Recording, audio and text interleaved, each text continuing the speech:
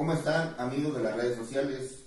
Soy el licenciado en Derecho Román Ramírez Martínez, actualmente cursando la maestría en Derecho Procesal Penal Acusatorio en el Centro Universitario Hidalguense, Campus Pachuca, en el estado de Hidalgo.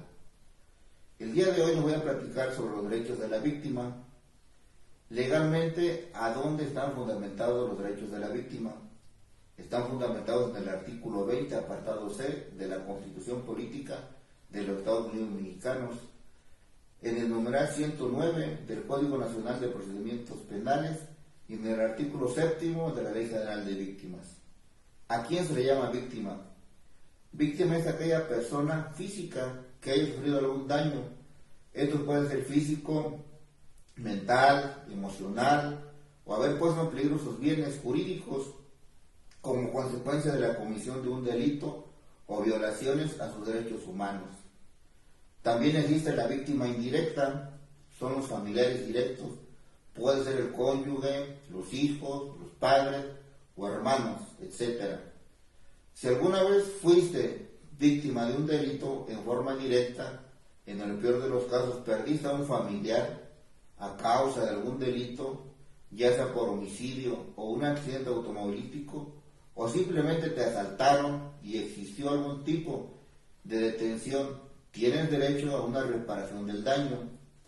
La ley refiere en el artículo 26 de la Ley General de Víctimas que la víctima tiene derecho a la reparación integral y efectiva por el daño que ha sufrido como consecuencia de un delito, la cual consiste en medidas de restitución, medidas de rehabilitación, medidas de compensación, entre otras. ¿Cuáles son las medidas de restitución? En el artículo 61, fracción octava de la Ley General de Víctimas, estipula que comprende la devolución de todos los bienes o valores de su propiedad que le hayan sido incautados o recuperados. Medidas de rehabilitación, en el numeral 62, en las fracciones primera y tercera, refiere que comprenden atención médica, atención psicológica y psiquiátrica, servicios sociales, orientados a garantizar el pleno establecimiento de los derechos de la víctima.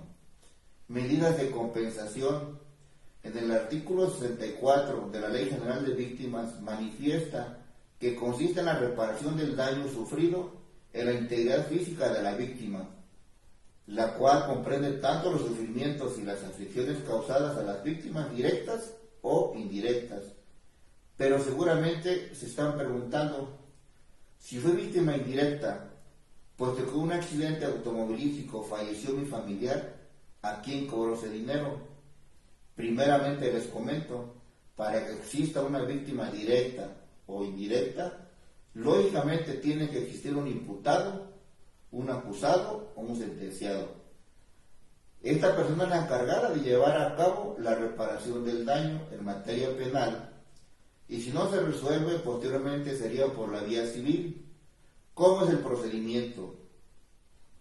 Primeramente, contratar un abogado, que sería su asesor jurídico.